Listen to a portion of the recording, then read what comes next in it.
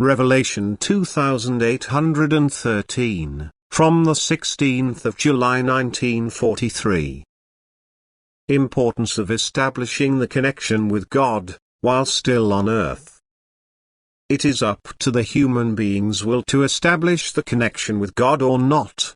However, it is decisive for eternity as a whole whether he allows his will to become active in the right way, namely to unite with God. He must express the admission of his own weakness and helplessness to God through a conscious call upon God, through prayer, which can also only be sent up to him in thought, who alone is strong and powerful. The human being must acknowledge that God is Lord over heaven and earth, and this acknowledgement then also results in submission to his will, which is the purpose and goal of earthly life. For the being is only then powerful when it no longer places itself outside of God's strength but works in unison with God out of his strength, because the strength from God can only flow towards it when it has given up its former resistance against God, thus no longer expresses any other will than God's will. Giving up resistance therefore means increased strength. A transformation of one's own lack of strength into an inflowing abundance of strength. Man enters this state through prayer, through the call of God, which is an admission of his powerlessness and weakness.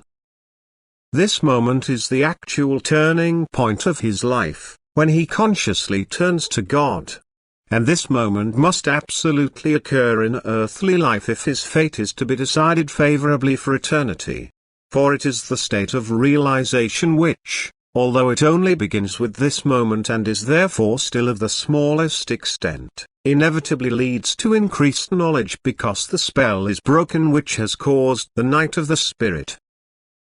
Once the human being has called upon God in prayer, once he has turned to the powerful deity, his higher development will progress because the strength from God will support him. But as long as he does not try to establish this bond, as long as he believes himself to be strong or independent of stronger power, his state is powerless and his spirit dark.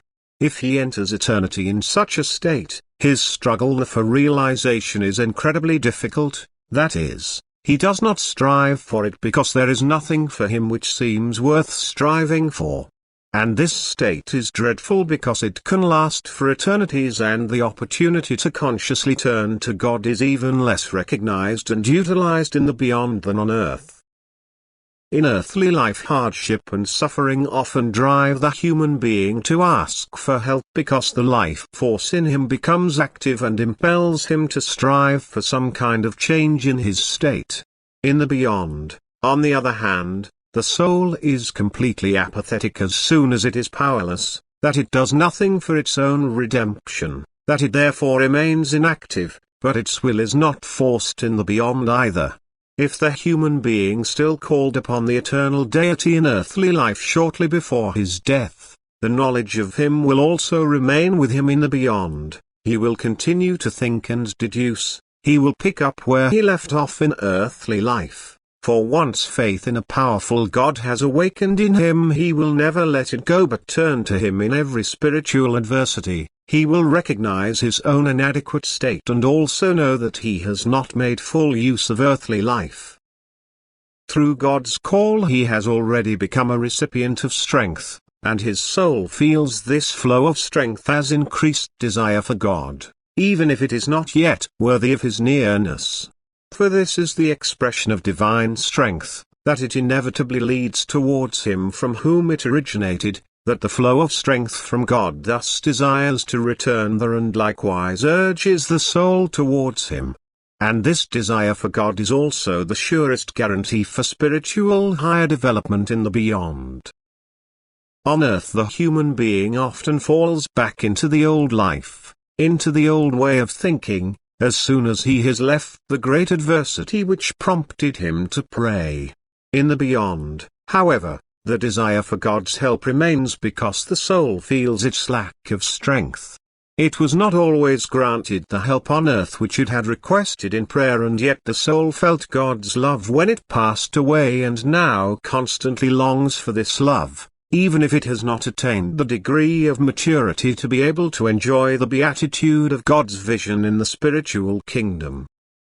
The spell has been broken by God's conscious call, and spiritual striving begins immediately in the beyond, that is, as soon as the soul has attained realization its will becomes active and the desire for God stimulates it into loving activity, whereas souls lacking initial realization often remain in complete lack of will for endless periods of time, and this is also a state of powerlessness, a state of agony and despair and turning away from the beings of light who want to help them.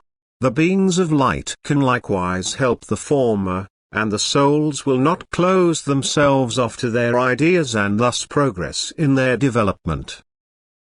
The more intimately the human being has established the connection with God in prayer on earth, the more he has detached himself from the opposing power and the less the soul is exposed to its hostility in the beyond. For God will not let the soul fall once it has fled to him in its adversity and distress, and a heartfelt call for help will always bring it spiritual success. Even if God in his wisdom and love does not fulfill the earthly request and ends the person's life, he knows about people's weakness of will, and thus he truly knows best what serves the soul. And he will always give it the greatest possible opportunities for development, both on earth and in the beyond. Yet nothing is as necessary and significant as the recognition of the eternal deity whilst living on earth, as the conscious contact with God in prayer.